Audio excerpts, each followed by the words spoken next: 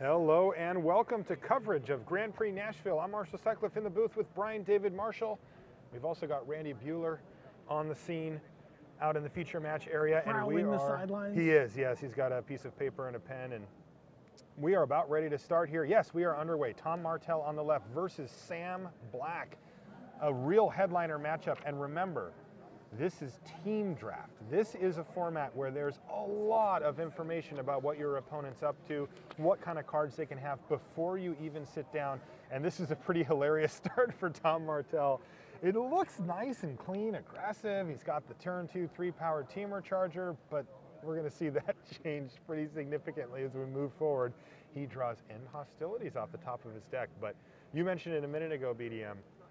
He won bingo with the basic land boxes on his draft sheet. He's got a mark in every box of his basic lands on his deck registration sheet. He is the full 5 colors. Like right now, Sam Black's going to be, wait a minute. You're Naya? You're Naya? That's not a real thing. And Tom Martell does decide to run out of morph, though, and leave his teamer charger back. So the end hostilities is in the plan, but wow, Arc Lightning reveals not his best morph with the War Behemoth, but a decent one. It's going to get in for 2 damage here as well. So Sam's got to be happy with that start, though the Jeskai student does need some help. Let's take a look at Sam's deck. Sam Jeskai again, or is he? No, he's Mardu. No, he's Mardu. I asked him how he thought his deck was. He said he thinks it's okay. There he is, Sam Black. Okay is a ringing endorsement of one's deck. I know.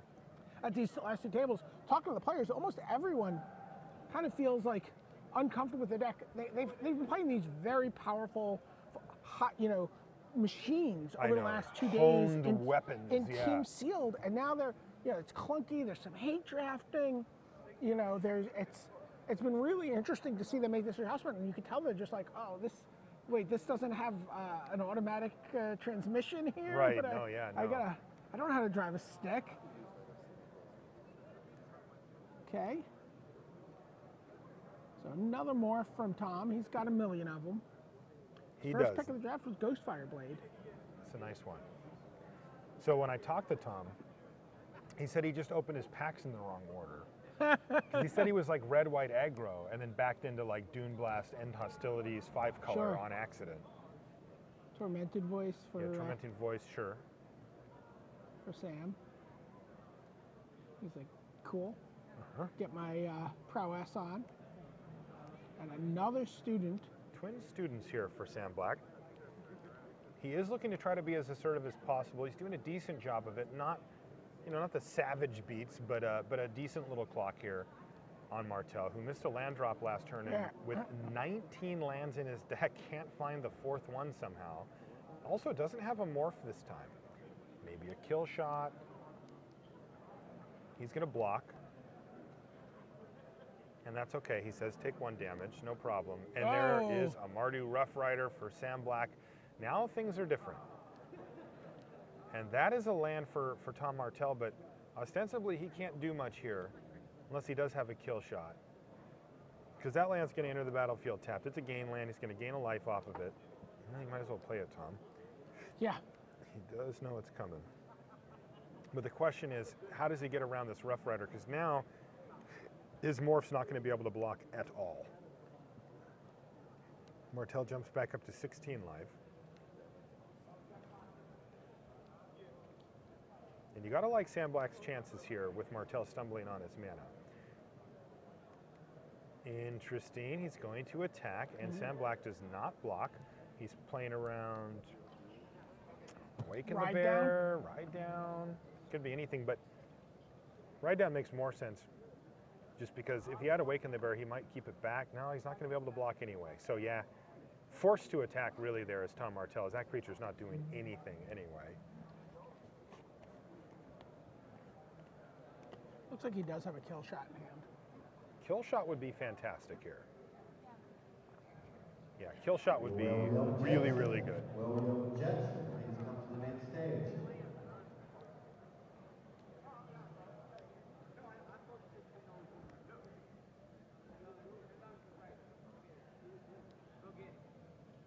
So you see I have a kill shot in hand for kill shot and a ride down. in hand. I think he's got to not bring ride down. low. I'm sorry, bring low. Yeah. I take the blame for that, for saying bring down earlier.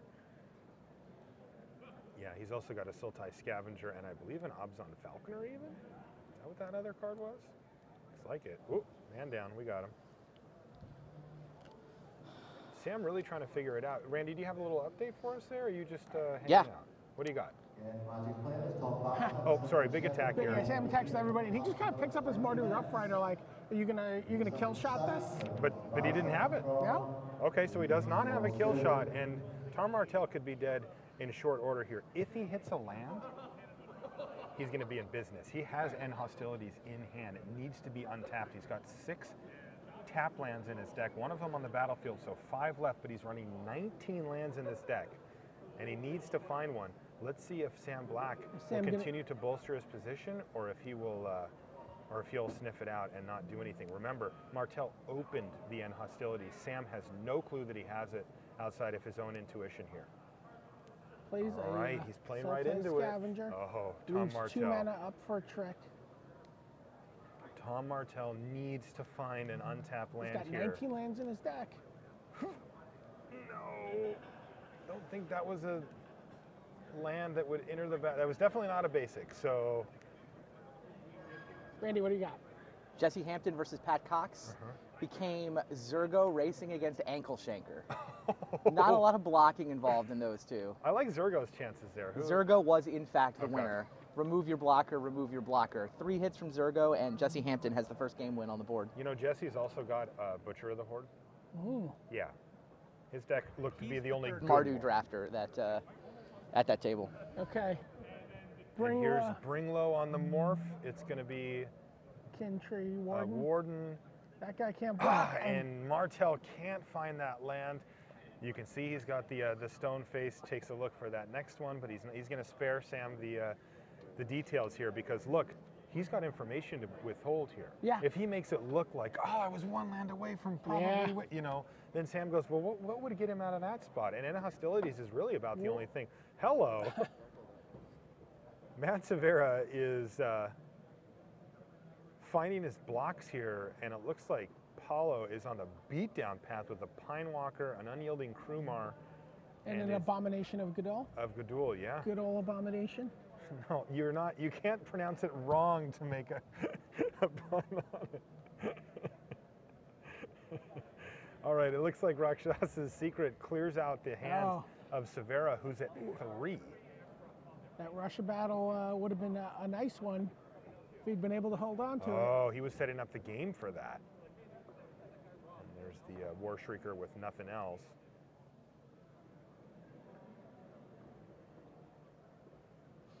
So Matt's trying to decide how he wants to attack. Remember, Paulo's tapped out here. So he can get in incidental damage here, but he's got to consider the crackback as looks like he's at 3.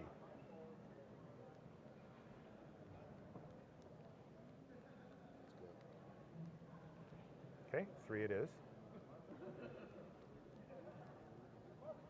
It's kind of interesting attack. The 5/5 Pine Walker is the only one that can really get through here. With 2 1/5 flying Sage Eye Harriers, it's pretty tough for Paulo to actually punch damage through. Ah, he found a clock. Archer's Parapet. Yeah, now it's not going to be the fastest, but with a relatively high, in fact, with a very high life total here for Paulo, he can probably wait it out. And killing an Archer's Parapet is actually very difficult.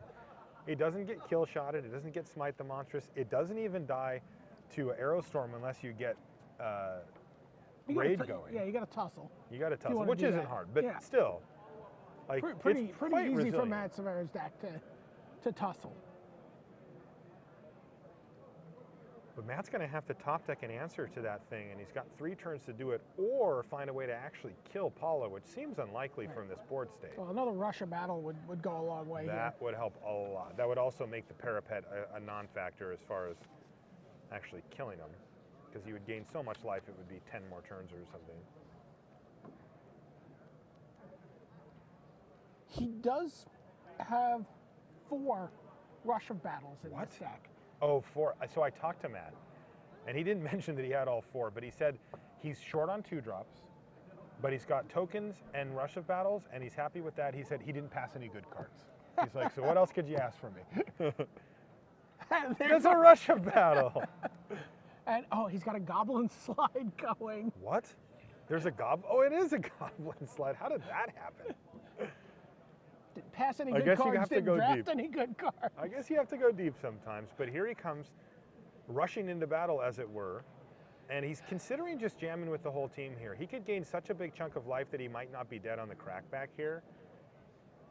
And again, he's certainly going to take that Archer's Parapet out of consideration for a win condition here. 4 of them. 4 Rush of Battle. Sage-Eye Harrier is a bird warrior. Yes, I know. it is. I know. It's a bird warrior. A 3/6 bird warrior. Yeah. So he's going to be gaining huge amount of life here, right? 5, Yeah. 6, 7, 8, 9, 10, 11, 12, 15, 16, 17, He's like, 18, yeah. 19, 20, 21, 22. He's going to gain 24 life here. Is that goblin? Goblins from Goblin Slide don't have haste, do they? Yeah. Oh, they do. Jeez. Totes. Really? They're ready to go, man. I've never played They it. better at least have haste. You're going to go to all that trouble to get a 1 goblin token. You better get haste out of the deal. All right, so Pinewalker, Parapet, Abomination of Gudul, and the Unyielding Krumar line up some blocks, but I do believe that Paulo's going to be able to survive here, but yes. he's taking a lot, though. He's taking 9, he's taking 12, 15. Well, it depends on how he blocks. It looks like he's still getting it set up.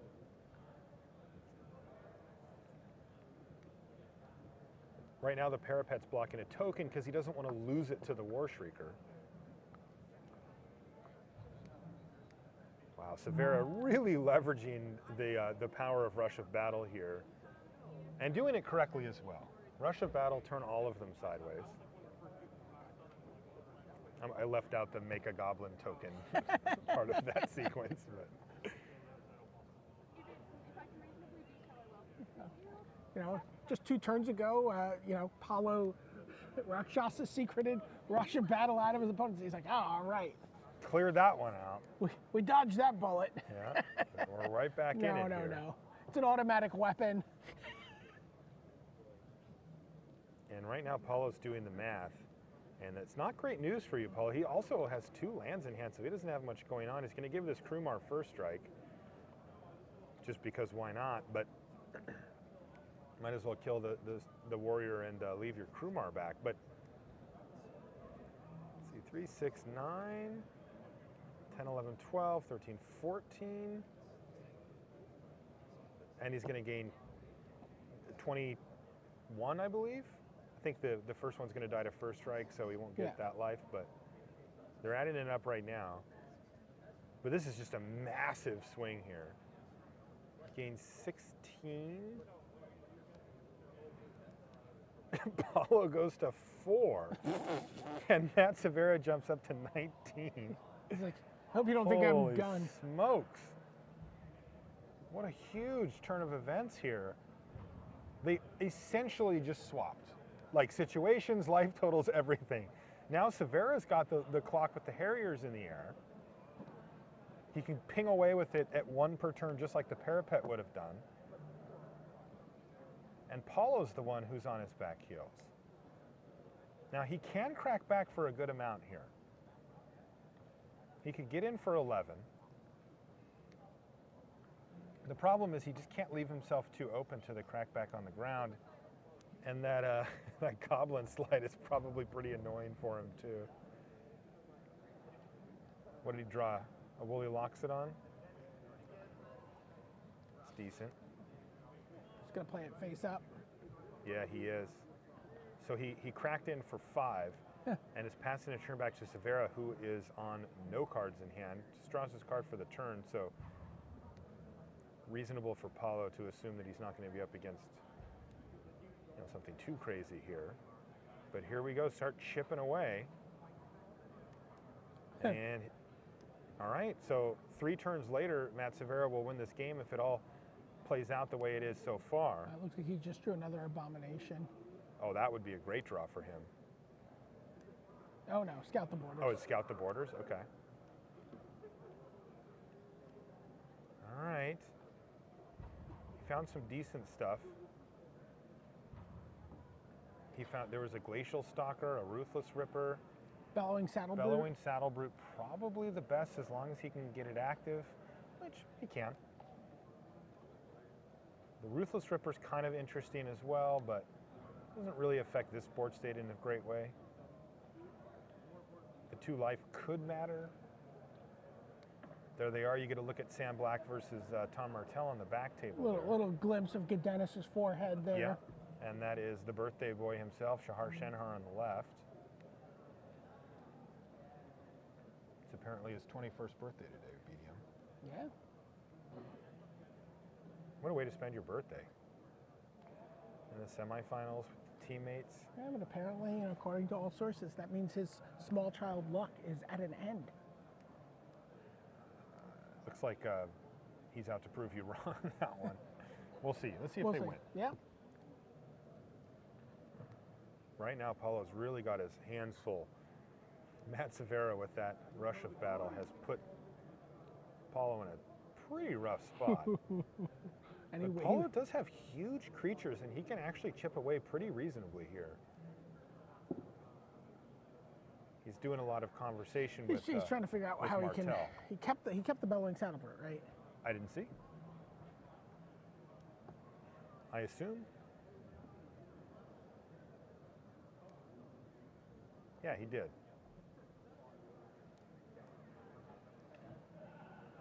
So Severa is actually facing an attack for 11 here. It's not nothing.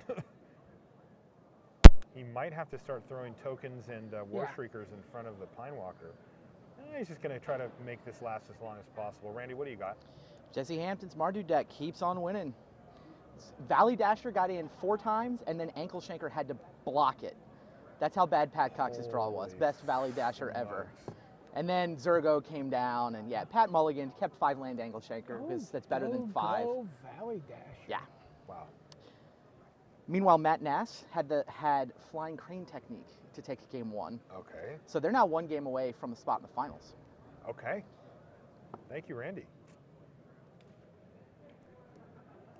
That's about 2 cards in hand. Thinking about it's getting a little tricky to peck away for 1 a turn here. He just needs to draw another Russia battle. That's all. That gets would him to certainly win. do it. So he decides to pass. Another Russia battle would have been game. But Paulo is chipping away quite nicely here, taking rather large chunks of life total out. And Matt Severa might be left with just 1 draw step left here. Those Sage Eye Harriers are doing decent work, but do we have Matt's list? Does he have like Aerostorm in his deck? Maybe even something like an Arc Lightning would do it here? Nope. Doesn't have either of those? No burn spells Nope. like that? He has a Deflecting Palm in his board. He has a Mardu Charm. Active Treason? Nope. Just. I'm running out of options here, BDM. Just. Tyrion Instigator? Just 2 more Russia battles. Okay, 2 more Russia battles is what he needs. Well, one of them is But what here he comes needs. the Sultai Scavenger. Oh, that's going to change everything. He's going to lock up the air here. Yeah, now the Russia battle is too late, even if he were to draw it, which I don't believe that he did. And it looks like the tide has swung right back to Paulo here, as now you see his pace quicken a little bit, and he's ready to go into battle mode here. He's actually lining up everybody. He can sense that Matt's in such a bad position here. At 3, Paulo has 1, 2, 3, 4, 5. He's got 6 lethal creatures on the battlefield. Literally every one of them are lethal, and Severa can't quite find the 3rd rush of battle to get him over the top there. And Paulo is going to take game 1. He's the only one on his team to win game 1. All right, we'll take a look at our 3rd match now. Yeah, or Sam Black. I wouldn't mind either one. Looks like Shahar and Gaudenis are in their game as well. Yeah, though, we haven't checked in on them yet. Okay, let's take a look. Here they are. So what is that? A Swarm of of bloodflies, Okay. yeah. And, whoa! Something's just died. 3 things just died? Interesting.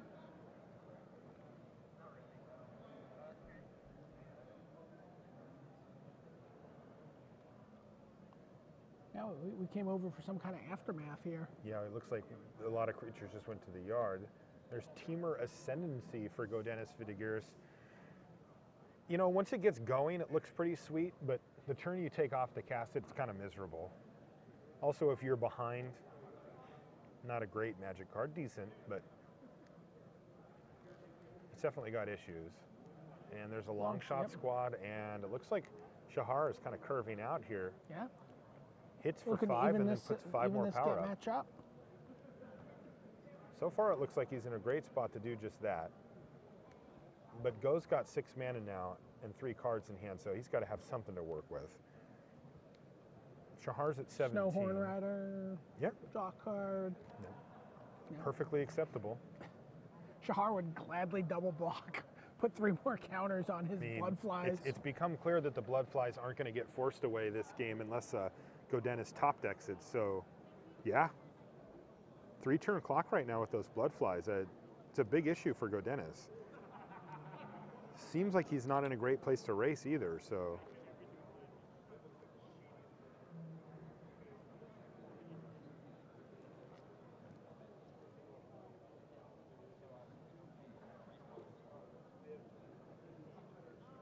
That's Sarkin?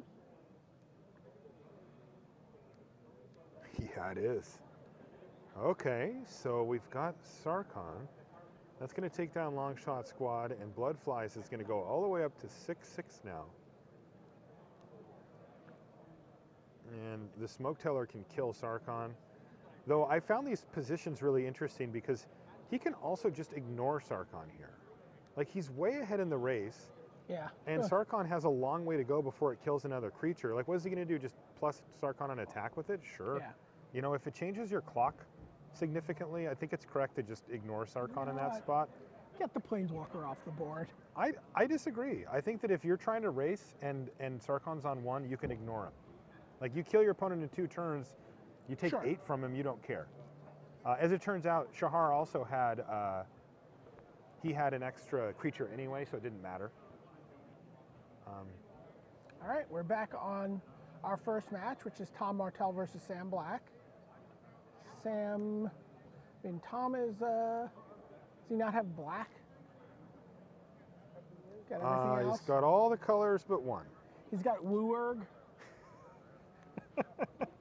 Yeah, that's exactly what he has.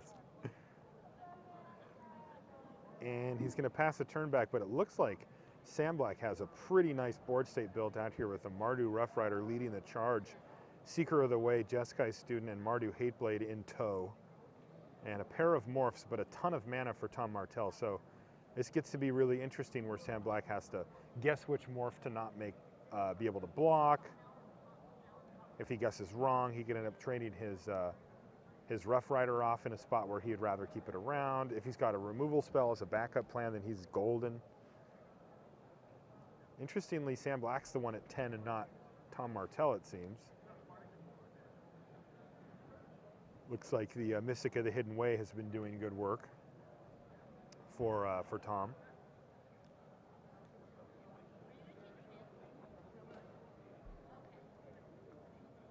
A quick graveyard check. Which one did you cast first? Yep. They're in order.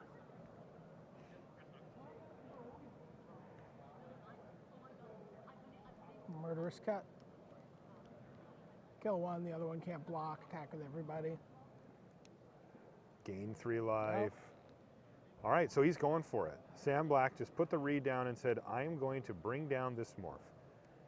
If it's a 5/5 or something, forces Tom to flip it up right now. Yeah, but then he'll say that one can't block. That's what I'm just going to say, is that he forces Tom to do that, and then the Mardu Rough Rider gets to just bypass it. But also, Tom doesn't have a choice, because if he just lets it die, and let's say it was a Snowhorn Rider, then that's bad news for him as well. It was a Snowhorn Rider, but now he's going to take 5, 8, 9, 10, 11, and Sam's going to gain 3. He's going to leave the Hateblade back, but so he's taking 10 and Sam's gaining 3 here. So terrible spot for Martell. So he's got. Does he think he can kill Sam Black? Is that what he's trying to do? Like, why wouldn't you flip that thing up? Oh, maybe he's got his removal. Maybe he's got his Dune Blast in hand or something. All right, Weapon Master of Freet, though, on end step is not as impressive. Oh, he just drew End Hostilities off the top. He might need it here. He's at 5. So Like, he's got to just battle with both and then end hostilities. That was a great draw. Because he didn't have black for Dune Blast anyway, right? Oh, yeah, you're right. He does not have any black. Wow. I guess that was a plan. To draw end hostilities.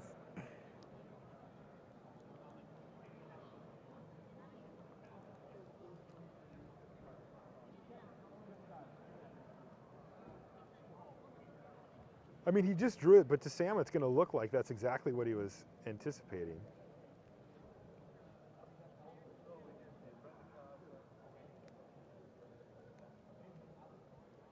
End hostilities. So a 3 for 2, excuse me, a 3 for 4.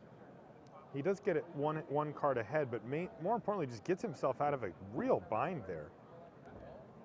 And Abzan Falconer is a perfectly fine follow-up play for Sam Black. Also, Willie Loxodon, not a bad follow-up play there for Martell. And you'll notice it's lethal. Yeah, oh yeah. So Kill Shot has to be the card. It could be Smite the Monstrous, but Martell knows that this guy is not surviving this turn. So what's the follow-up? Nothing. He's got Smite the Monstrous. It doesn't kill Abzan Falconer. Falconer takes Martell. Yeah, he's got Kill Shot, okay. Wow. Who can find a threat first? There's your black source. It's an Opulent Palace. Yes, and he does have the Dune Blast, and like I said, I think he's got a Smite in his hand as well. And nobody has anything. And neither is Martell. He just drew a land and shipped the turn back. Salt Road Patrol. A patrol. All right. Let's get on patrol. Patrol's a good one. 3-turn clock. Okay. Still a 3-turn clock.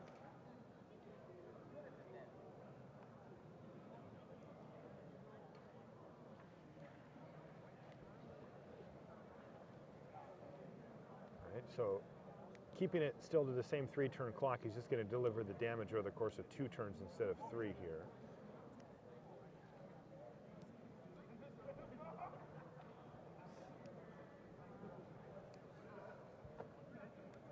Martell's at 6, Sam Black's at 6, but Sam Black's the one with the threat here, not Martell.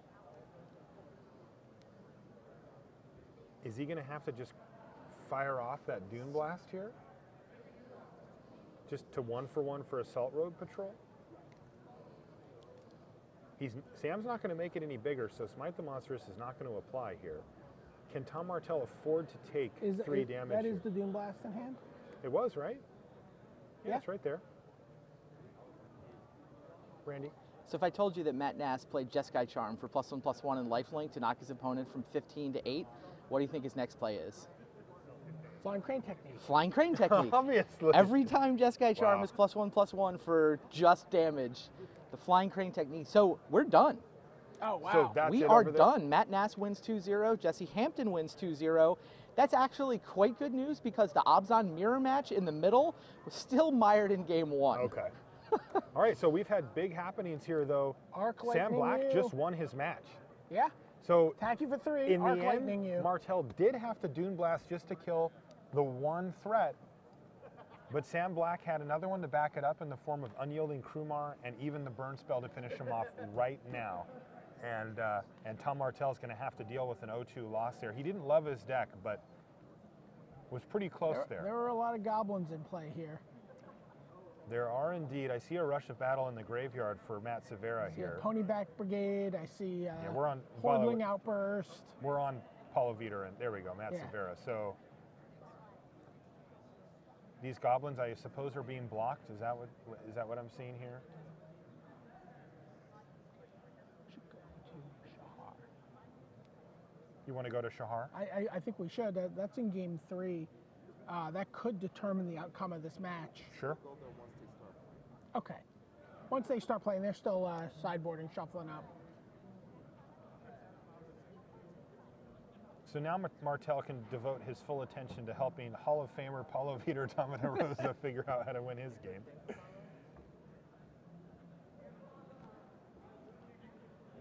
Yeah, so that Russia battle must have been this turn, right? Yeah.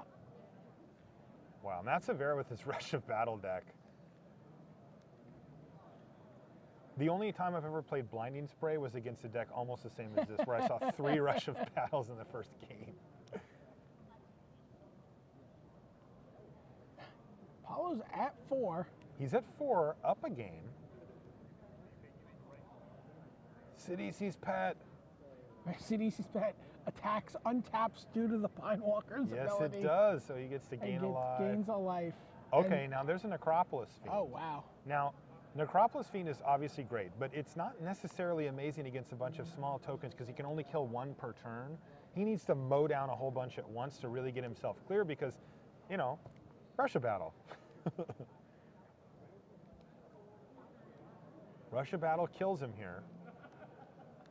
Or does it? Actually, he gains 1 life back, goes to 6. Yeah, it still kills him. He doesn't have it. Abomination of Gadul, Scout the Borders in his hand, and I think an Archer's Parapet as well.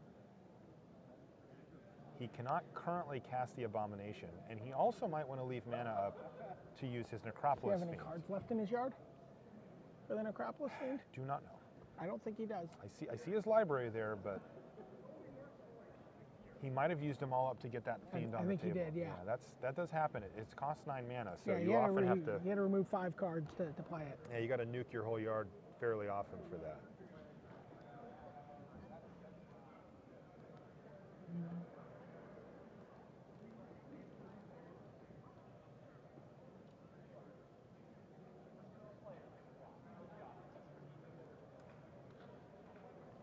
See the players. Both Shahar and Tom are advising Paulo here. It's a lot of advice.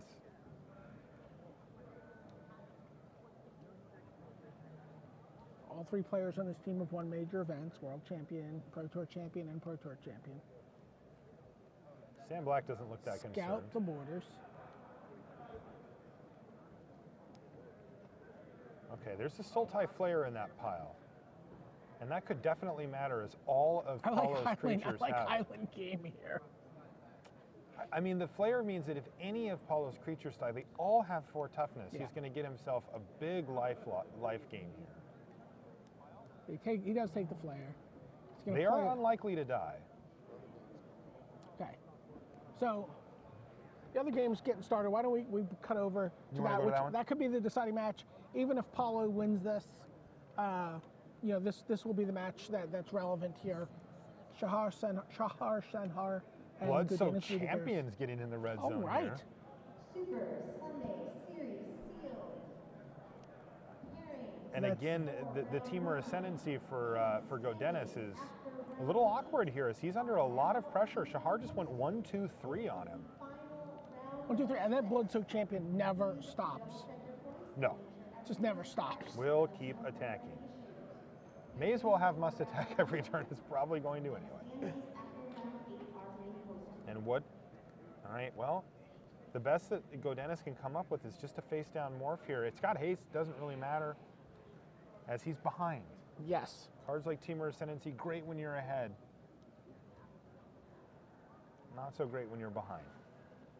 And he's way behind. I mean, the 1, 2, 3 is nasty. He's going to offer trades with either his 2-drop, which would be the obvious block, or the Blood-Soaked Champion, which he can just get back. Right. So there's the block. Looks like it was the Canyon Lurkers that hit the bin there. What's a follow-up play here for Shenhar? He's got a Disdainful Stroke in his hand. He could consider just passing and countering whatever it is that Gaudenis does.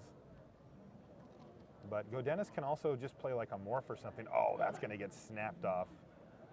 Summit Prowler, insta-countered here. He was like, ooh, Summit Prowler, draw a card. Yeah, no. That's going to lead to at least 4 damage. Nope, it's going to be more than that. What do we got? Krumar Bonkin, so 7 damage into Gaudenis. Which it says he's at 13, but I'm assuming he took other damage. There we go. Gaudenis falls to 6, is facing lethal right now, needs to come up with something. Long shot squad's decent. It'll trade with The Bonkin. Kumar. Yeah, Yep. the Bonkin. Probably both just jamming though. Yep. He snaps off the block. That's 2 damage to drop Gaudenis down to 4. And it's a morph creature. Gosh, and a smoke teller too. So Shahar Shenhar with just a full curve out, using every bit of his mana every turn from 1 to 6 here. And Gaudenis keeps drawing cards that are good when you're ahead. He drew a Boulder. Barrage of Boulders. Barrage of Boulders, thank you, BDM. And that's not going to do anything here. And he's got to extend the hand. So Shahar wins his match, which means that it's all up to Paulo or Matt Severa to decide who's going to win this. If Matt can win, he can force a game 3 for the match. If he doesn't, then Tom Martell, Paulo, Vitor, Damo, Rosa, and Shahar Shenhar will advance to the finals to find where they're going to find Jacob Wilson and company waiting for them. This round will end at 7:44 p.m. There's a Hooting Mandrills, but it looks like, is Paulo, we're life probably getting totals the are life totals incorrect, update. yeah. Cool, yeah. I do expect Paulo to have gained some life from his Sidisi's pet or something like that, but I don't expect him to be at 21. He was down to 5. All right, so he's back up to 7.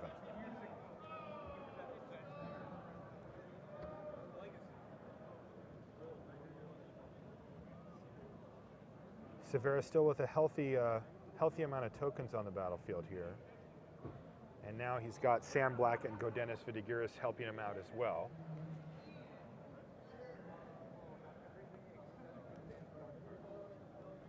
Yep. It's going to outlast the Saltward Patrol. Okay.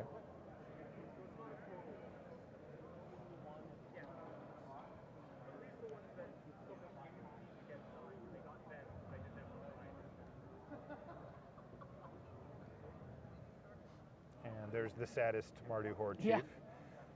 No friends. Didn't bring a date. Still, he's building up his board here pretty nicely. 7 creatures on the battlefield's not bad though. Paulo's got 6, so or Yeah. 7 actually with that morph. And they all have the mechanic known as toughness. Indeed.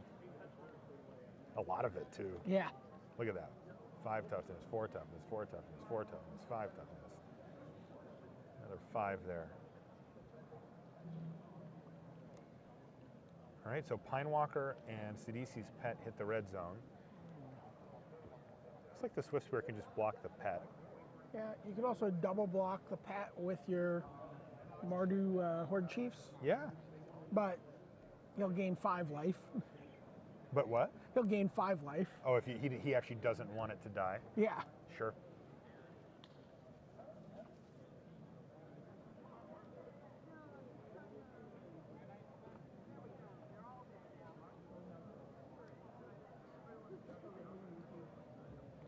What if Matt draws double rush of battle?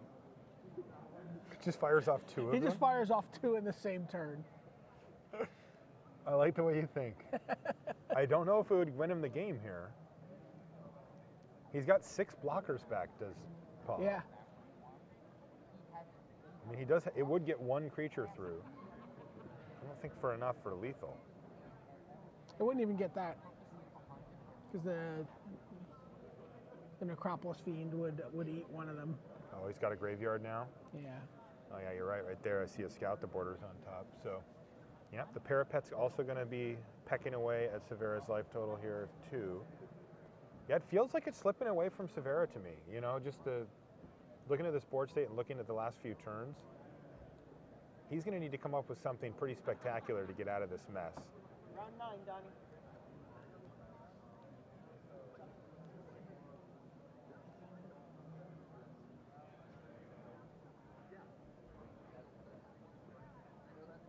Yeah, looking at his graveyard, they're talking about the Necropolis Fiend. Yeah. So is the Fiend just going to mow something down every end step here? I would start eating a token every turn. Yeah. You know, you've seen, multiple Russia battles.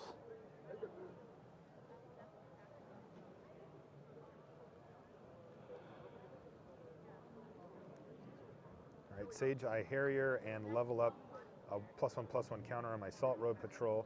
Ping Right. you. But is he going to use the Fiend? No. Doesn't feel the need to. Interesting.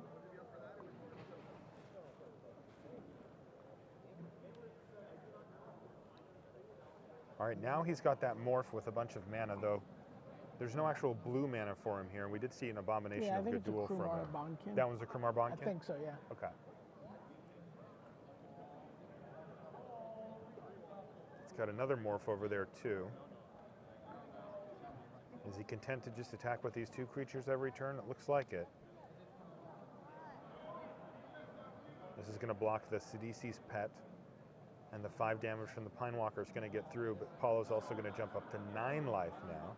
And he just casually passes a turn back with a couple of morphs and an Acropolis Fiend and a whole bunch of good stuff up.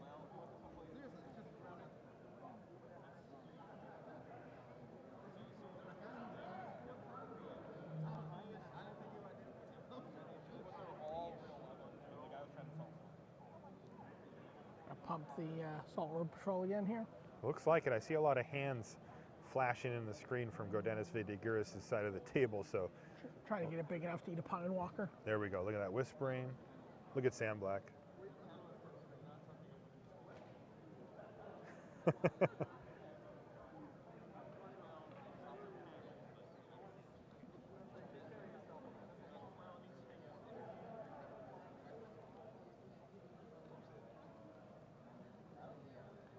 Nibble, nibble, nibble. That's going to add up very quickly here. I mean, I'm not hungry, I'll just peck. just the cheese plate for me. Yeah. All right, you were right about that one, BDM. It was a Krumar Bonkin, yet another 5-powered creature here. And while you're tapped out, I'll take this opportunity to... Yeah. Oh, nice. That's pretty good. Okay. All right. Smite the Necropolis Smite the Fiend. Necropolis Fiend. That's going to help. He's still way behind on board. Right. Big life swing for Paulo though. He gets to pick up 4 life from Yep. the Sultai Flare. Yeah, so he's way up now. 7 playing 13. Jeez.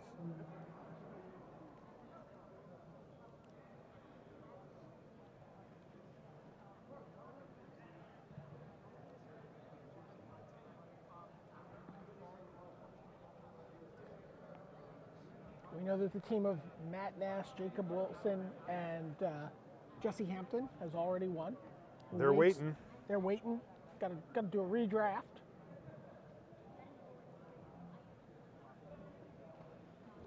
Jesse said to give up his cards.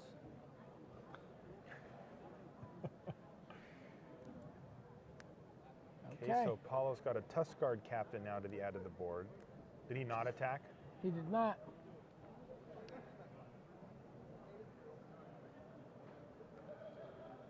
Yeah, so it gets awkward, right? Because before, he could threaten the Necropolis Fiend at any time. Right.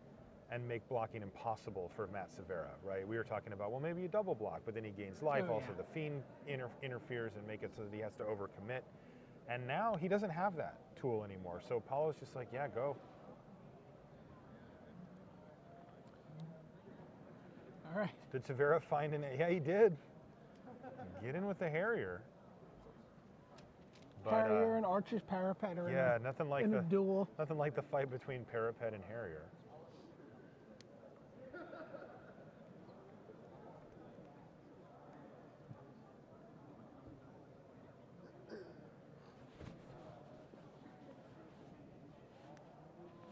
Is Matt Severa's out creatured at this point. 8, 1, 2, 3, 4, 5, 6, 7, 8. Or actually, he's just 9. He's down by a creature here. Mm-hmm. Oh, wow. gosh. Death Frenzy from Paulo. That's going to take down the Swift Spear probably, and the tokens. It's also just going to shrink down everything else. He could cast an instant here to save his Swift Spear.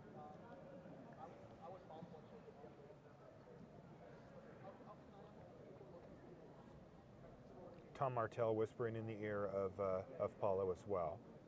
Looks like Shahar's is kind of observing, but I'm sure he's throwing in Yeah. a word here and there too. Morph's going to die for Damo de Rosa.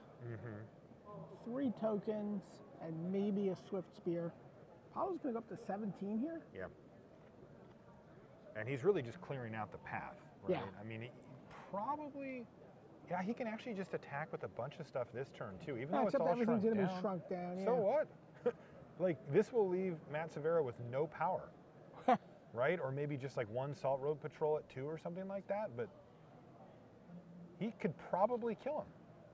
Like, if the Swift Spear dies and all the tokens dies, then Severa has an 0-1, an 0-1, and a 2-powered whatever. 2-5. Yeah, 2-5. All right, there's the Abomination of Gaudenis that dies. And Paulo's going to be at 17 life and have a decent amount of power, right? There's 2, 3, 4, 5, 6, 7, 8, 9. He'll have 9 power up Yeah. to attack with. It just depends on how the blocks line up. He also has Parapet here, so Matt Severa's at virtual 5 and could even be all the way down to 4, you know, if he assumes that there's going to be an untapped step here as well. I think the thing that the guys on the left are thinking about is, if he draws and plays Rush of Battle, what happens then? Right. Right? Like, what happens Well, to you the said life it, and then he's totals? like, whoa, whoa, whoa, whoa. Whoa, whoa, I forgot about Rush of Battle. What does happen then? Hopefully not because he heard me say that. Hopefully because he heard Tom Hopefully- Martell say Yeah, that. we're pretty far away here. Yeah, we are. I don't know if you know this, your voice carries. Does it? Oh, yeah. I didn't know that.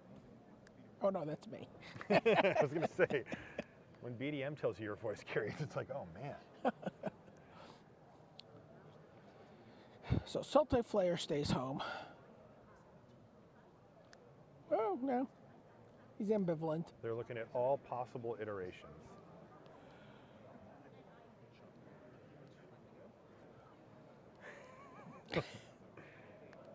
All right. All right, they do attack.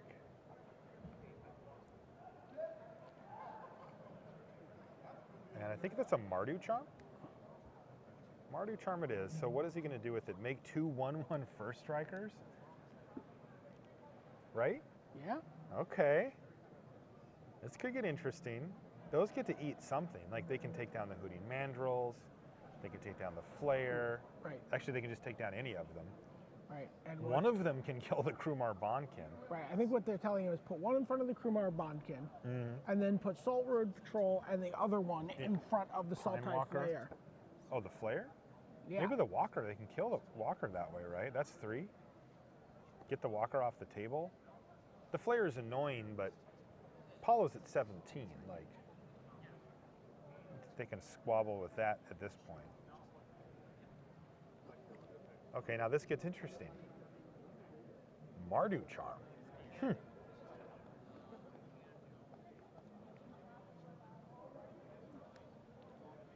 Got a lot of good options. So that 1 token just outright eats the Bonkin. So one thing that they have to totally think about here is the parapet, right? Yep. Like, they might have to actually chump block with a couple of things. I mean, they'd like to try to set up some way to win the game, but Sure. I don't think that's happening anytime soon. No. And the parapet represents a real clock, because if any of these creatures get through, it's just turns. Absolutely literal just turns flying off the clock. This is a complicated board for sure, though.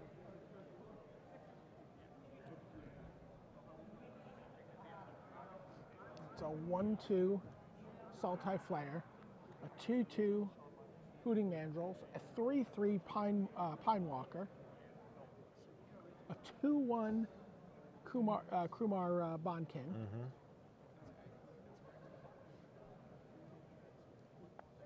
Okay, it looks like they found the blocks that they wanted. Keeps pointing at the parapet, and Yeah. rightfully so. That card is going to become the most important card on this battlefield quite shortly.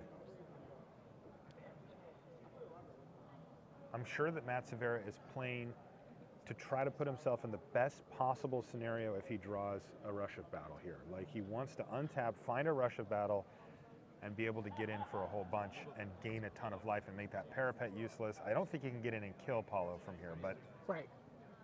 You know, maybe He's looking you for buy the one, turns. buy a bunch of time, maybe chain another one together.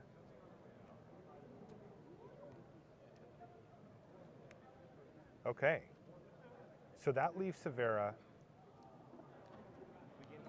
with one of the tokens left, and then everything else.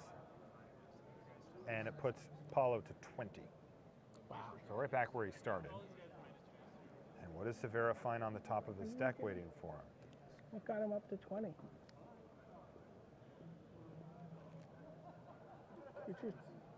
The frenzy. Oh, just the frenzy? Okay. Just catching Gained him up. a bunch of life, yeah.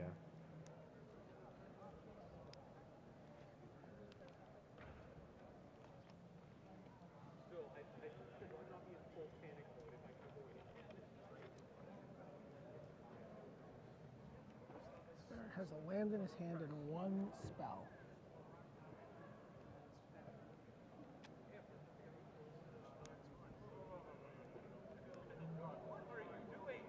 Okay, Jeskai student. Okay, get you a 3. That's not going to do it.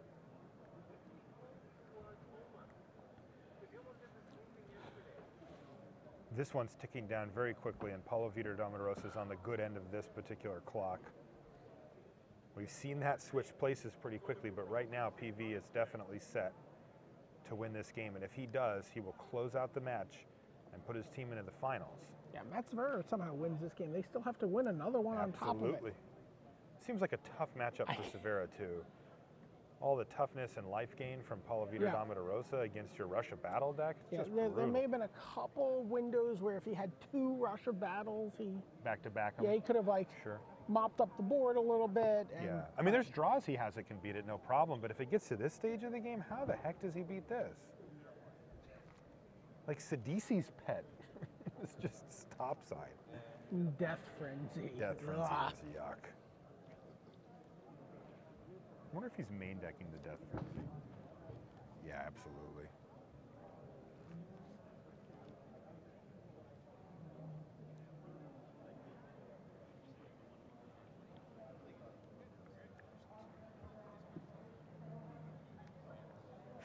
Go to 19, Paulo. Yeah, getcha.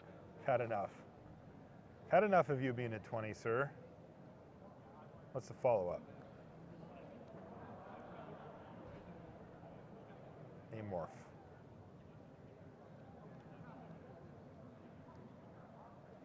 And parapet you down to 2. Wow. This clock is very real. Passes a Just turn say back. Go. So here we go. Matt Severa has to do something immediately. What did he flip up? Another Harrier. He's got to do something right now. If he doesn't, it's end step, parapet, main phase, parapet, and we're done. He's got to have something this turn. He can gain life.